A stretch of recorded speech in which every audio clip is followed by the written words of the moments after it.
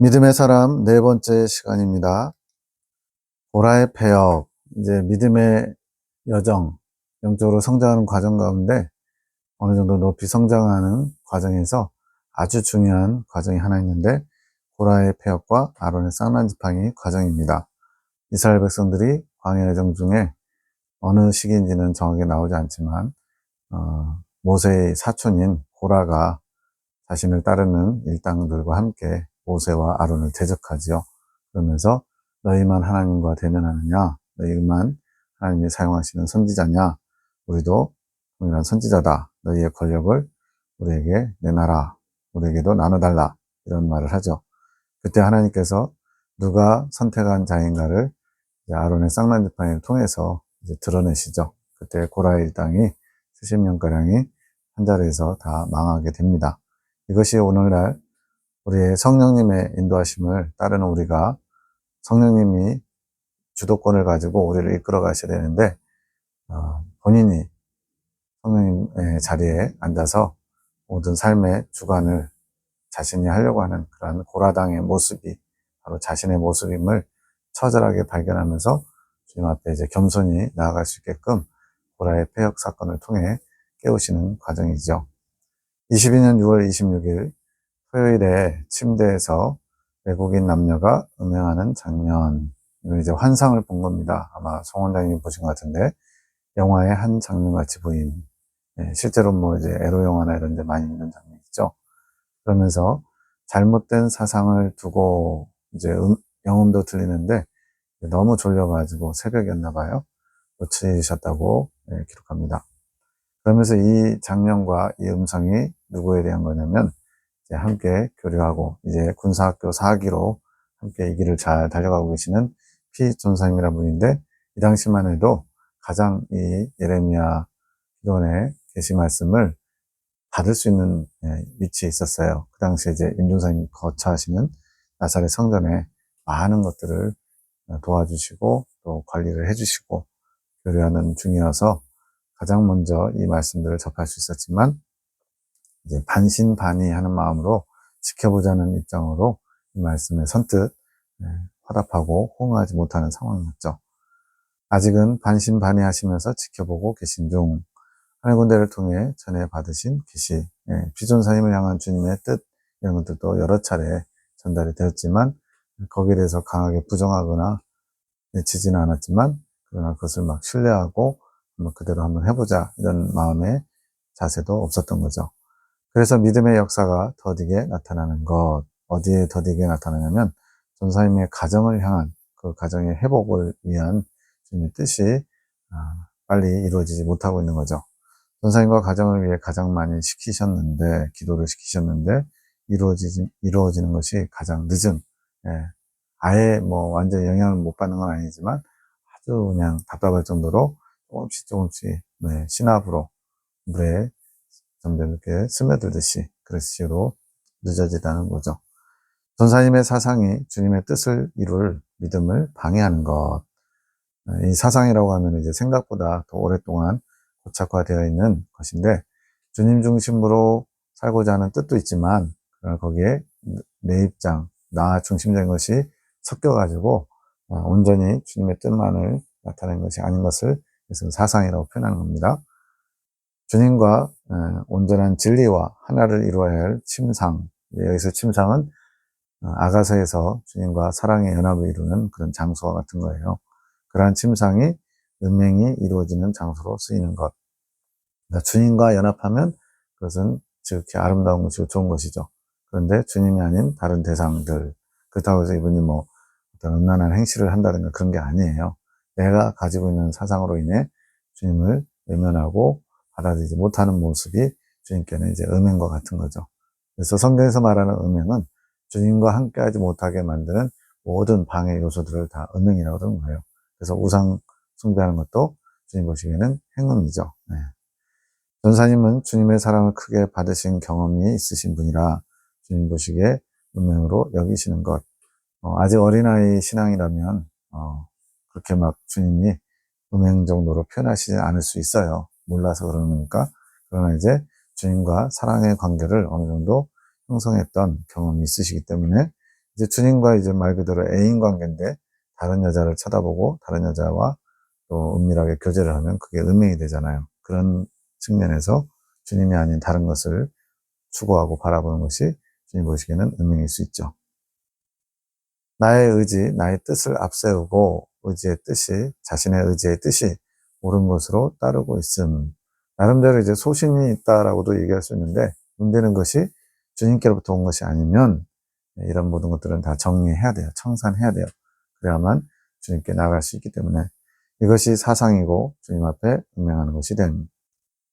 이러한 자신의 실태, 자신의 모습을 깨달아야 됨. 이것을 깨닫게 되는 것이 고라의 폐역. 그래서 이제 고라의 폐역 과정을 지날 때 주님께서 거울을 달아서 자신의 모습이 어떠한지를 비춰주시기도 합니다.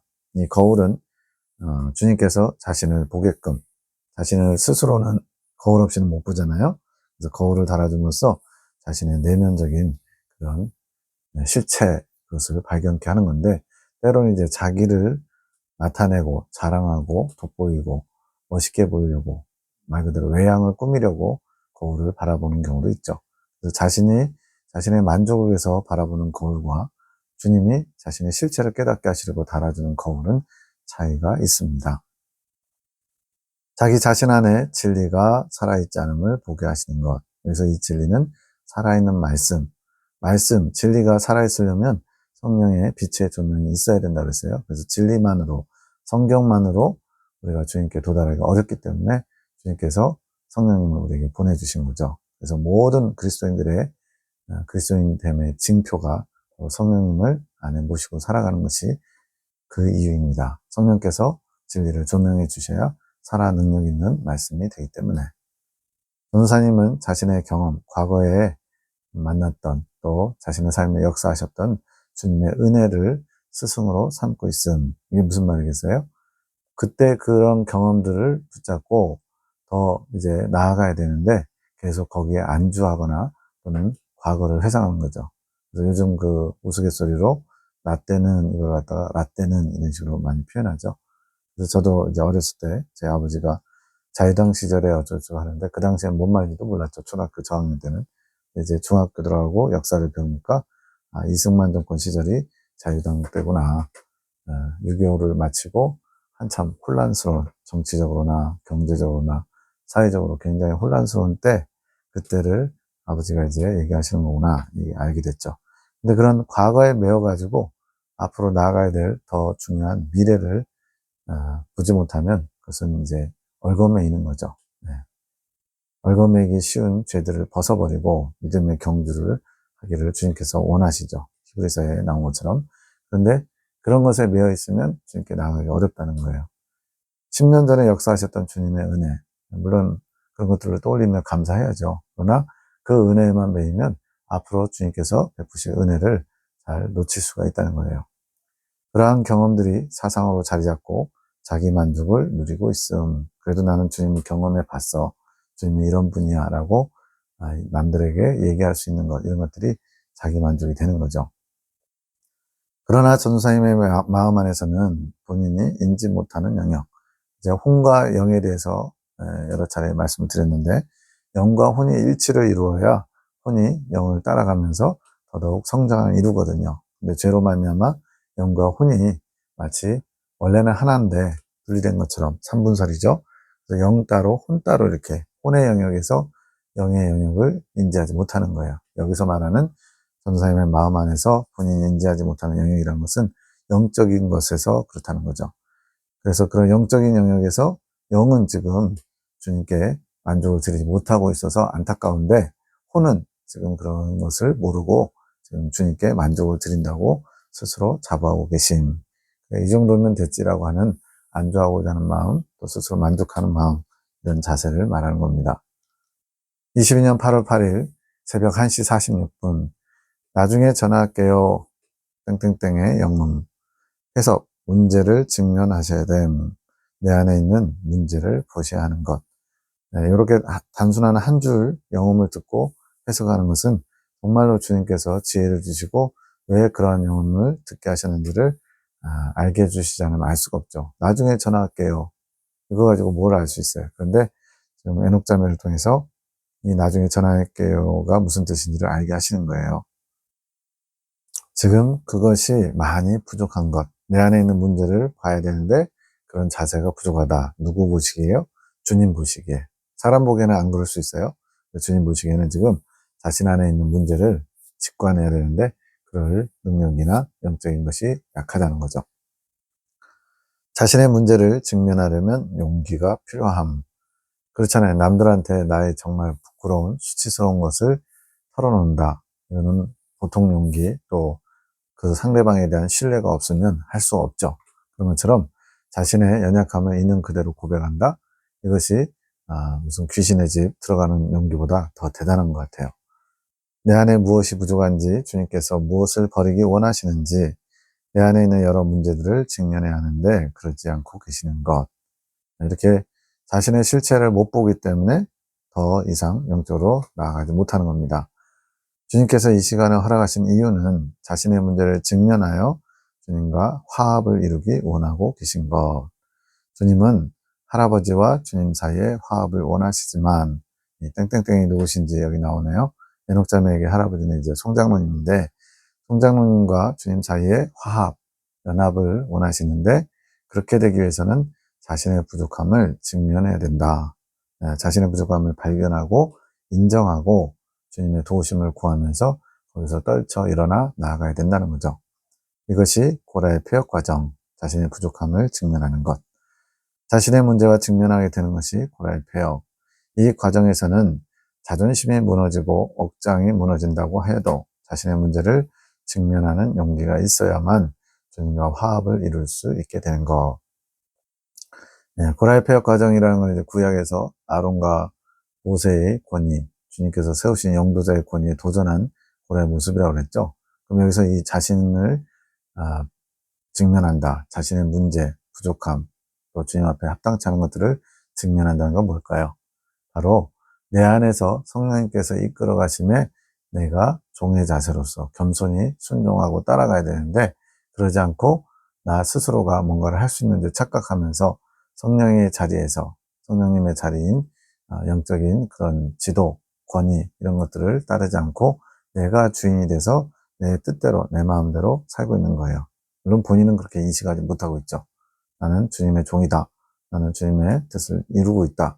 이렇게 생각하고 있지만 정작 주님과 상관없이 자신이 성령의 주도권을 가지고 본인이 결정하고 본인이 판단하고 본인이 원하는 곳으로 가는 모습, 이런 것들이 이제 눈이 닫힌 것이고 어리석은 거죠. 이러한 문제를 발견케 하시기 위해서 주님이 고라의 폐역을 일으키신다는 거예요.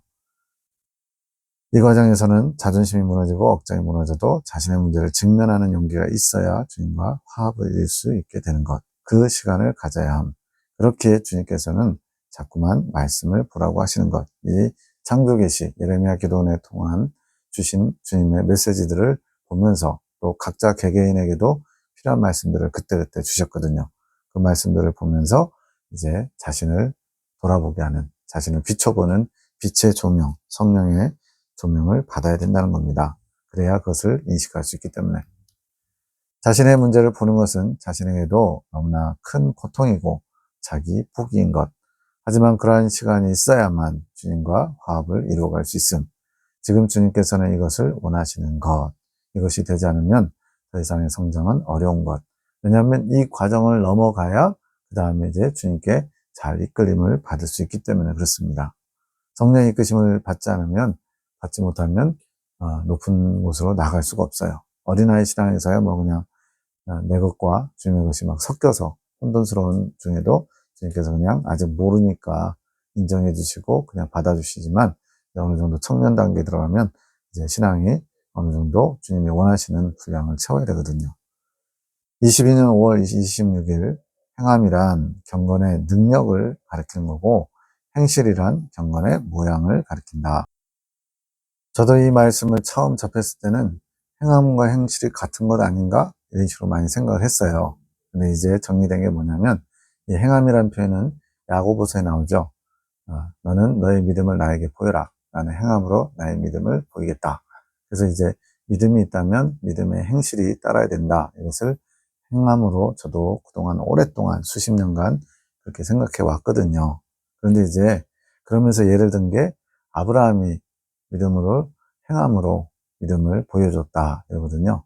예를 들어서 아브라함이 가장 대단한 믿음을 보인 때가 여러 가지가 있지만 그 중에 하나가 바로 이삭을 번제물로 바치는 거였죠. 자, 여기서 이 행함이란 건 뭐냐? 이삭을 번제로 바치는 그 행위 자체도 물론 포함되지만 거기서의 핵심은 하나님께서 아브라함에게 요구하신 거예요. 내 아들 이삭을 내게 번제물로 바쳐라. 이런 주님의 명령, 성령의 이끄심을 따라 아브라함이 순종함으로써 믿음을 보여준 거거든요.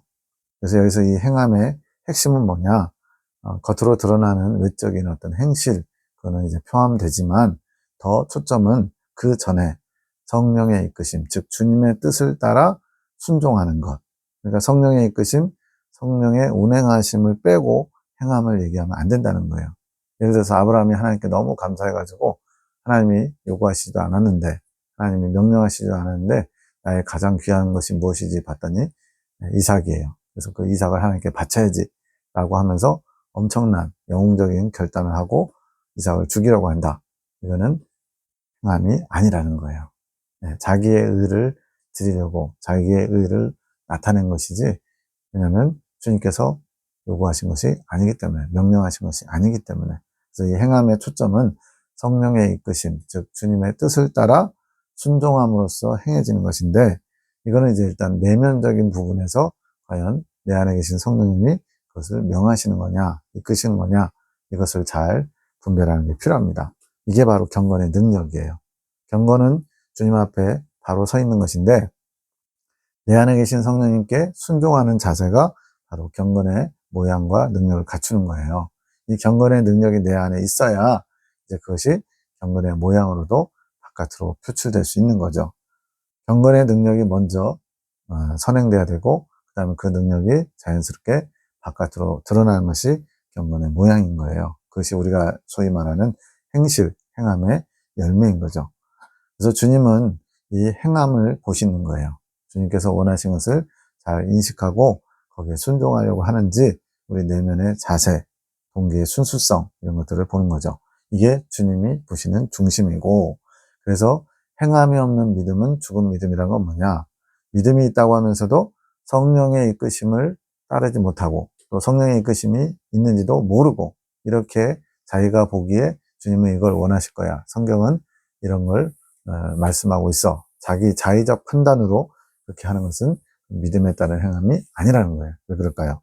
믿음은 성령이 믿음의 실체이기 때문에 그렇습니다. 믿음의 대상이요, 믿음의 시작점이요, 믿음의 완성이 성령님과 하나 되는 것이거든요. 그래서 이 믿음이란 행함으로 이루어진다, 믿음으로 행함이 이루어진다, 이렇게 표현할 수 있는 거예요. 그러면 행실은 뭐냐? 바로 이 행함을 열매를 맺는데 자기의 어떤 열심과 자기의 충성심으로 자기의 뜻을 세워서 하는 행실도 있어요. 경건의 모양이죠. 이거는 성령께서 이끌어주지 않아도 어느 정도는 할 수 있죠. 대단한 거긴 하지만, 그러나 주님이 원하시는 것은 빛된 행실을 원해요. 그래서 빛된 행실이라는 건 성령의 빛의 조명을 따라, 성령의 이끄심을 따라 행실, 열매를 맺는 것, 이 경건의 모양이 나타난 것을 빛된 행실이라고 할 수 있습니다. 나의 생각과 감정이 행동으로 드러나, 즉 말로, 행동으로 나타나서 열매가 보이는 것, 이게 바로 행실이에요. 경건의 모양. 근데 문제는 이러한 성령의 이끄심, 내면에 성령의 운행하심이 있고 그것이 겉에 사람 보기에 말이나 행동으로 드러나면 이건 정상적인 거죠. 믿음과 행함의 관계가 잘 이루어지는 거예요. 그런데 성령의 운행하심, 성령의 이끄심 없이 자기가 보기에 이게 옳은 거, 이것이 주님이 기뻐하시는 거, 스스로 자의적으로 판단해가지고 뭔가를 성취했다, 이루었다. 이거는 믿음에 따른 행실이 아닐 수 있다는 거예요. 경건의 능력이 없이 경건의 모양만 흉내내는 게 될 수 있다는 거죠. 이거는 오히려 더 위험한 겁니다. 바리새인들이 바로 그거죠. 하나님을 기쁘시게 하고 하나님을 사랑해서 순종함으로 여러 가지 율법을 철저히 지킨 게 아니라 사람들에게 인정받고 존중받고 사랑받고 대접받고 자신의 체면을 위해서 열심히 율법을 지켰잖아요. 박하와 회양과 근처에 11조를 드리고 일회에 2번 금식하고 말씀을 연구하고 금식을 밥 먹듯이 하던 그런 모습들이 이제 사람에게 보이려고 이게 외식하는 자고 주님께는 오히려 책망거리, 독사의 새끼들아 라는 소리까지 들을 정도로 망하는 모습인 거죠. 그래서 우리는 경건의 모양에 사람들의 평가와 시선에 의식할 것이 아니라 내 안에서 일하시는 성령님의 움직임, 성령의 이끄심을 잘 보는 것이 중요합니다. 사람은 이러한 겉으로 보이는 행실을 보고 판단합니다. 아, 저분은 위대한 하나님의 종이야. 훌륭한 선지자야. 큰 교회 목회자들이 이제 처음 시작도 동기의 순수성이 중요하지만 이제 어느 정도 사람들에게 인정받고 존중받으면서 이제 사람들이 대접받고 또 인정받고 이런 것들 때문에 모양에 치우쳐서 이제 정작 주님과 상관없이 그렇게 하시는 모습들도 다 그런 건 아니겠지만 많은 부분에서 그렇게 나타나는 것 같아요. 사람이 보는 외모, 외양 이런 거 행실에 우리는 아, 저 사람은 훌륭해, 저 사람은 좀 부족해 이렇게 판단할 때가 많죠. 주님은 나 여호와는 중심을 보느니라. 어떤 동기를 가지고 했는지 정말로 주님을 사랑해서 한 것인지 그것을 보시는 거죠. 사람들의 행함보다는 즉 그 안에 성령의 운행하심과 그에 따른 순종 이 모습을 중요시하기보다는 행실, 눈에 보이는 말과 행동을 초점을 두고 있어서 본인의 행실을 바꾸려고 노력한다. 대부분이 이러지 않겠어요? 그냥 주님께서 이렇게 하면 기뻐하실 거야 라고 스스로 단정하고 판단하고 결정하고 이렇게 하는 경우가 많죠. 저도 그랬습니다. 그래서 행함의 능력이 나타나지 않는 것. 여기서 행함의 능력이라는 것은 성령께서 운행하시는 성령이 권능의 어떤 주체가 되셔야 되는데 그게 아니라 본인이 판단해서 결정하고 그것을 실천함으로써 뭔가를 성취하려고 하는 그런 자세를 말하는 거예요. 행실은 교묘히 위장되어 있음. 교묘히 위장되어 있다는 말은 다 아주 그냥 겉과 속이 다르다는 얘기라기보다는 나도 모르는 사이에 주님 중심에 주님이 이끄시는 그러한 것에 순종하는 것이 아니라 내가 옳다 여기는 것들, 나 중심적이고 인본적인 것들을 아주 선한 것으로 착각하고 있는 거죠.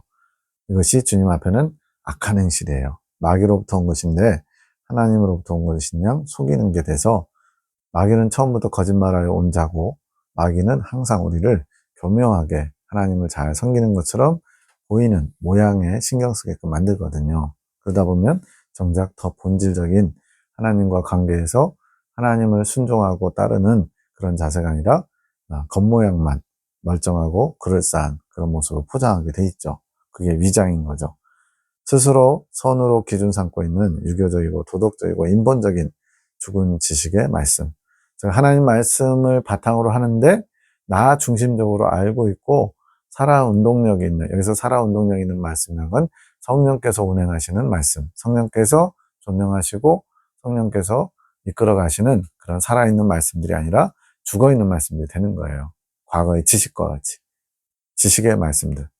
살아 운동력 있는 지혜의 말씀들이 아니라 생각과 감정의 영역에서 나의 의지로 행실까지 옮겨져서 생각하고 감정으로 그것을 받아들이고 의지적으로 이제 실천까지 그러면서 착한 행실인 것처럼 보이는 거. 그래서 이 착한 행실은 사람 보기에 착한 거. 우리는 보통 저 사람 착하네, 저 사람 악하네 이렇게 판단하잖아요.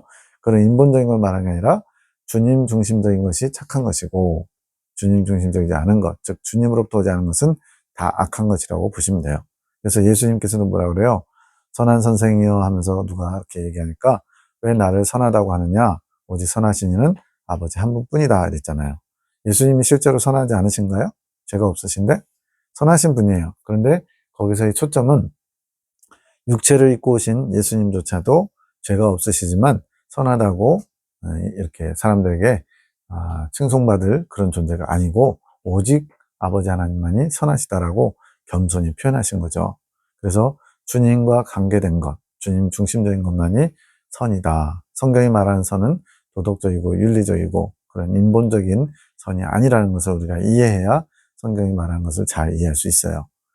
그렇게 사람 보기에 착한 행실처럼 보이는 것이 주님의 뜻에 부합된 것처럼 여기며 스스로 만족을 이루고 있다. 스스로 만족하는 거예요. 이 정도면 됐지.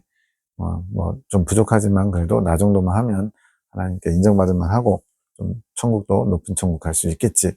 이러는 거죠. 이것이 사상에 배부른 상태. 자기 만족에 빠져 있는 것이 하나님 중심적이지 않은 자기 중심적인 사상에 배불러서 지금 그렇게 배두드리고 있는 모습인 거죠. 22년 4월 23일 이제 환상이 보이는데 큰 나무가 잘려있는데 그 위에 새 순이 올라옴. 환상을 보면서 아론의 쌍난 지팡이라는 생각이 들었음. 나무가 잘리면 시간이 지나면 죽잖아요. 그 죽은 나무에서 새 순이 올라왔으니까 아론의 쌍난 지팡이, 살구나무라고 표현되지만 실제로는 이제 아몬드 나무라고 하는데 그 아몬드 죽은 나무에서 이제 새싹, 쌍난 지팡이, 말 그대로 새순이 올라온 거죠. 그걸 보면서 아론의 쌍난 지팡이라는 생각이 들었대요. 이거는 이제 영적 성장 과정에 아론의 쌍난 지팡이 과정이 있지만 여기서는 그 과정보다는 영적 성장의 입장에서보다는 그것의 의미에 더 중점을 두고 주님 말씀하십니다. 주님 이거 무엇인가요? 에녹자매가 주님께 여쭙더니 그에게 큰 사상이었던 나무가 잘렸구나. 큰 사상이었던 본인을 어떻게 보면 정체성이죠. 본인이 가지고 있던 주님 중심적이지 않은 섞여있는 혼재된 그런 사상이 잘렸다. 말 그대로 죽은 거죠. 돌이 아니라 나무로 표현된 것은 어느 정도 생명력이 있기에 그렇지. 돌은 이제 우리가 살아있는 생물의 개념이 아니잖아요. 그래서 나무로 표현되는데 생명력이 있긴 있어요. 근데 온전하지 못한 거예요. 잘려야만 되는 거예요. 죽어야만 되는 거예요. 주님 관점에서는. 하지만 죽어야 할 사상이었다. 좀 더 바르게 말하자면 정돈되어야 할 사상이었지. 즉 주님의 것인 것과 나의 것인 것, 주님 중심적인 것과 나 중심적인 것이 정돈이 되어야 버릴 것은 버리고 취할 것은 취하겠죠. 나를 담고 있는 것 같으면서도, 즉 예수님을 담고 있는 것 같지만 교묘히 자기 자신을 위한 사상, 이게 혼재되어 있는 거죠. 섞여 있는 거죠. 그랬으니 생명력이 어느 순간 나타날 때도 있었던 것이다. 주님도 담고 있으니까 어느 정도는 그 있잖아요. 반 죽음 상태? 꾸물럭꾸물럭. 지렁이도 이렇게 밟아서 죽게 되면 어느 정도 움직이잖아요. 꿈틀꿈틀. 그런 것처럼 생명력이 아예 없는 건 아니라 조금 있었는데 온전하지 못한 거죠. 그 나무를 내가 베어냈다. 주님께서 그걸 잘라주셨대. 왜? 정리해야 되니까. 그렇게 그 나무는 죽은 것이다. 그렇게 나무가 베어지고 그가 기도를 하니 새 순이 올라오는구나. 거기 죽은 나무에서 새싹이 난다는 거예요. 맞다. 이제 속으로 이제 아마 에녹자매가 뭔가를 생각했더니 맞다. 그는 정돈된 사상을 다시 나로 채워야 하는 것이지. 이렇게 섞여있던 것을 분리하고 주님 중심으로 다시 채워나가야 된대요. 더러운 것과 섞인 사상이 정돈되고 온전히 나만의 것이 다시 자라야 한다. 새순이 나야 된다. 우리 모두에게도 해당하는 겁니다. 내 안에 주님 중심적인 것과 인본적인 것, 또 나 중심적인 것이 잘 인식되고 분리가 돼서 주님의 것만 취할 수 있는 이 과정이 꼭 필요한 거예요. 그것이 그의 기도로 시작되는 것이다. 이 기도는 어떤 기도일까요? 주님을 알기 원합니다. 주님을 더 원합니다. 주님의 뜻에 맞는 삶을 살기 원합니다. 저에게 분별력을, 저에게 하나님 중심적이신 무엇인지 알기 원하오니 이끌어 주셔서 이렇게 자기를 겸손히 주님 앞에 맡기는 거죠. 그의 순종으로 새순이 더욱 올라오게 되겠지. 그러니 내 아들아 더욱 나와의 시간을 사모해라. 그것을 내가 원한다. 너의 준비된 마음이 필요하다. 나의 것으로 채우려고 하는 너의 준비된 마음이 필요한 것이니라. 주님은 주고 싶은데 받으려고 하는 자가 적다고 수차례 말씀하시거든요. 그래서 준비된 마음, 주님의 것을 받고자 하는 마음, 소망하는 마음, 천국을 침노하는 자세, 이런 것들이 필요하대요. 아론의 쌍난지팡이가 맞다. 이것은 영적 성장을 말하는 게 아니다. 영적 성장일 수도 있지만 지금 여기서는 지금 거기에 초점이 있는 게 아니라는 거예요. 죽은 나무에서 싹이 나는 것, 너의 죽은 사상에서 나의 살아있는 생명력이 다시 일어나는 것이지. 이것이 정돈된 사상인 것이다. 초점이 조금 다르죠. 성장 과정을 짚는 것이 아니라 주님 중심으로 다시 새롭게 정돈되는 것을 새순이 도달한다 표현하고 있는 겁니다.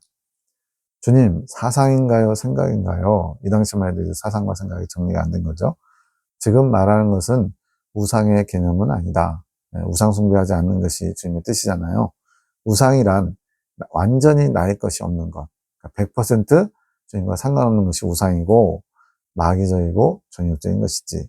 하지만 지금 말하는 사상, 어떤 사람이 가지고 있는 사상은 나의 것이 포함된 것. 그래서 주님 중심적인 것과 나 중심적인 것이 섞여 있는 거예요. 근데 주님은 온전하게 원하시기 때문에 거기서 나 중심적인 것이 분리돼서 버려져야 되거든요. 근데 이것이 율법적인 것이지. 여기서 율법은 주님이 주신 것도 있지만 그것이 오히려 올무가 돼가지고 나를 주님께로 나아가지 못하게 하는 게 되기도 하거든요. 대표적인 예가 바리새인들이죠. 바리새인들이 자기들 사상에 갇혀가지고 예수님을 배척하게 되죠. 예수님도 이래야 되는데 자신들의 기준에 안 맞은 거예요. 그래서 예수님을 배척하게 됩니다. 메시아로 인정하지 않고 나의 것을 담고 있지만 자신의 고정관념이나 생각이 많이 작용하는 것이지. 주님의 것이 있긴 있지만 자신의 고정관념과 생각이 작용하면서 섞여버리고, 그래서 우상은 아니에요. 주님의 것이 섞여 있으니까. 그렇지만 주님 중심적이지는 않다는 거죠. 내가 그러한 사상, 율법적인 사상을 없애고 있는 것이다. 하나님은 이런 분, 나는 이래야 된다. 물론 이제 몽학 선생, 어린 신앙에서는 그런 어떤 틀을 만드는 과정이 필요해요. 근데 이제 어느 정도 자라면 마치 뱀이나 꽃게나 이런 것들이 허물을 벗고 그 다음 탈피하면서 더 커지는 것처럼 그 다음 단계로 나아가기 위해서는 이렇게 어린아이 때, 어린아이 신앙 때 가졌던 것을 벗어버리는 과정이 필요한 거예요. 그런 율법적인 사상을 없애야지 그 다음 단계로 가는 거죠. 하나하나 깨달아야 할 것들이 많이 있다. 그러니 나에게 나오느라 시간이 많지 않다. 내가 지금 무엇에 열심을 내야 할 때인지 생각해 봐라. 우리도 마찬가지입니다. 내 삶의 우선순위, 내가 지금 추구하고 있는 게 주님 중심적인지 주님이 원하시는 건지 잘 분별해야 돼요. 너의 생각과 시간에 따라가지 말고 나의 시간을 보아라. 주님의 시간, 이거는 이제 크로노스, 카이로스로 설명되는데 크로노스는 그냥 흘러가는 시간이에요. 연대기라고 하는데 카이로스는 뭐예요? 주님과 만나는, 주님과 교차하는, 주님과 일치하는 그런 시간들. 내가 지금 무엇을 원하는지, 어떤 것을 강조하고 있는지 생각해 보아라. 나는 너에게 다 말해 주었다. 아주 세세히. 그럼에도 내가 따라주지 않는다면 나는 너무나 슬플 것이란다. 주님 그냥 툭 던져놓고 알아서 해 이러지 않고 세세히 알려주면서 잘 이끌어 주시려고 하는데 거기에 순종하지 않고 따라오지 않으면 주님께서는 슬프시다고 말씀하는 거예요. 나를 슬프게 하는 자가 아니라 나를 기쁘게 하는 자가 되어주기 바란다. 주님의 마음을 우리가 받을 수 있기 원합니다. 23년 3월 1일 새벽 2시 1분 고라의 폐업, 내가 나에 대해서 소중히 여기는 것, 자신 스스로 옳다고 여기며 그것을 추구하는 것, 이런 모든 것들이 다 깨져야 될 나중심적인 사상들이죠. 이것을 깨뜨리시는 것, 보게 하시고 깨닫게 하시고 나아가 버리게 하시는 거죠. 23년 3월 24일 3시 31분 우리가 가는 길은 실로 고속전철의 길. 고속전철 우리나라 300km까지 속도 내잖아요. 빠르게 주님께 나아갈 수 있는 길을 주님 허락하셨대요. 주님께서 만들어 놓으신 철로 타게 되면 안전하고 매우 빠르나 사람들에게는 보이지 않는 길. 어떤 사람들에게 보이지 않을까요? 자신의 사상에 갇혀있는 사람들. 내가 경험한 하나님은 이런 분이야. 그래서 사상 논쟁, 신학 논쟁은요, 교회가 존재하는 일에 계속돼 왔던 것 같아요. 내가 더 옳다, 네가 더 옳다. 뭐 수많은 그 사상 그 기류들이 있잖아요. 자유주의 사상도 있고 신정통주의도 있고 여러 가지 이런 모든 것들이 다 내가 옳다라고 하면서 자기가 만든 틀이 최고인 양, 주님의 전부인 양 착각하면서 그것을 위해서 죽음도 불사해서 싸우고 또 서로 비난하고 그러고 있는 인간의 참 철없는 모습들이 많습니다. 그래서 그런 사람들에게는 이 주님께서 내어주신 빠르고 쉽고 행복한 영적 성장의 길이 보일 수 없다는 거예요. 믿음으로 보고 믿음으로만 탑승이 가능한 것, 믿음으로만 내가 가고 있다는 것을 볼 수 있음. 본인도 모를 수 있다는 거예요. 믿음으로 보지 않으면. 모든 자들이 이 길을 또 고속전철을 그 행복하고 쉬운 길, 주님이 이끌어주시는 주님께서 친히 만드신 길을 볼 수 없음. 그 철로가 보이지 않기 때문에 이 길은 주님께서 이 땅에 오셔서 친히 내어놓으신 만드신 길. 주님께서 주님께로 또 천국으로 나아갈 수 있는 좋은 길, 빠른 길을 이미 누구에게나 거기에 동참할 수 있도록 허락하셨지만 스스로 자기 생각에 갇혀서 그 길을 보지 못한다는 거죠. 그래서 마음을 겸손하게 낮추고 열린 마음으로 주님의 뜻을 받고자 하는 사람들에게 이 길이 열린다는 거예요. 그 길은 겸손히 구하고 찾을 때 찾아지게 하심. 우리 하늘군대와 사랑의 사도들도 그 길을 찾았고 송원장님을 매개체로 길잡이로 주님께서 쓰시면서 그 복이 흘러가게 하신 거예요. 그 길을 찾고 가고 있음. 더 이끌려 가야 함. 목적지, 종착점. 이건 뭐냐면 주님과 사랑의 합의를 이루는 완덕을 말합니다. 그것을 향해서 꾸준히 멈추지 말고 가야 함. 가다가 멈추는 것은 교만. 왜 멈추게 될까요? 여러 가지 사정이 있겠죠. 길이 막혀서 이 길이 맞나 의심스러워서 또 정비가 안 돼서 여러 가지 이유들이 있겠지만 그것이 주님 앞에는 교만한 것이 된다는 거예요. 주님의 특별한 은총, 정말로 남들보다 주님께 더 잘 빨리 갈 수 있는 길을 허락하셨으면 감지덕지하면서 겸손히 무조건 순종, 즉각 순종으로 나가야 되는데 그러지 않는 것은 교만한 거죠. 겸손하게 그분 성령님의 이끄심대로 나아가야 함. 그러면 모든 것에 승리할 수 있음. 나 자신의 장벽 또한 넘을 수 있음. 지금 고라의 폐역 다루고 있잖아요. 고라의 폐역이라고 하는 내 안에 갇혀있는 나의 사상, 나 중심적인 것들을 뛰어넘을 수 있도록 주님이 능히 도와주실 수 있다는 거죠. 4시에 훈련이다. 모든 것은 연습이라고 전해주어라. 기도도 훈련이고 주님을 만나는 것 또한 훈련 속에 이루어지는 것이라고 알려주어라. 주님을 원하면서 간절히 주님을 찾을 때 만날 수 있는 거죠. 고라의 폐역이 왜 필요한지 생각해봐라. 나 중심적이지 않은, 주님 중심적이지 않은 사상이 되는 삶의 모든 것들을 주님께 닥달을 당해서 떨어져 나가게 하는 것이다. 주님 중심적이지 않은 것들을 떨어져 나가게 하는데 목적이 있지, 무슨 믿었던 사람한테 배신당하고 고통당하고 큰 어려움을 겪는 거, 이게 목적이 아니라는 거예요. 연단이라는 것 자체가 우리를 괴롭히려고 하나님 허락하신 연단의 환경, 환란이 아니죠. 그 목적은 불순물 제거 작업, 주님께 나가지 못하게 막는 이런 주님 중심적이지 않은 것들이 떨어져 나가게끔 연단하시는 거거든요. 너희 입장에서는 만신창이가 되는 수준이지. 그만큼 스스로는 괴롭게 느낀다는 거예요. 고통스럽게. 자기의 정체성이 흔들리는 일이니까 그래요. 그러나 내가 원하는 마음의 자세만 가지고 있으면 그리 어렵지 않지. 어떤 자세죠? 겸손의 자세, 성령의 이끄심에 순종하려는 자세, 나의 부족함을 인식하고 주님께 고백하고 의지하는 자세. 진실로 나를 바라는 자들을 내가 외면할 수 있겠느냐? 그러나 너희 사람들이 나를 외면하는 나는 늘 너희 안에 거하고자 노력하지만 너희 스스로가 그걸 원하지 않는 것이지. 주님은 우리와 함께하길 원하시고 언제나 동행하시기 원하세요. 근데 우리가 그걸 거부한다는 거죠. 왜? 주님 말고 다른 것들이 더 좋으니까. 그걸 우리는 우상이라고 얘기하고 주님이 아닌 것들을 좋아하는 것을 주님은 음행이라고 표현합니다. 그러나 그 마음의 중심에 주님을 진실로 원하는 마음이 있는 자는 내가 깨뜨려서라도 내 것으로 만들어가는 것이라. 아프겠지만 나를 들여다보고자 한다면 주님의 마음, 그것이 큰 사랑이라는 것을 알게 되겠지. 그것을 고통이 아닌 사랑이라는 것을 아는 자가 복된 자다.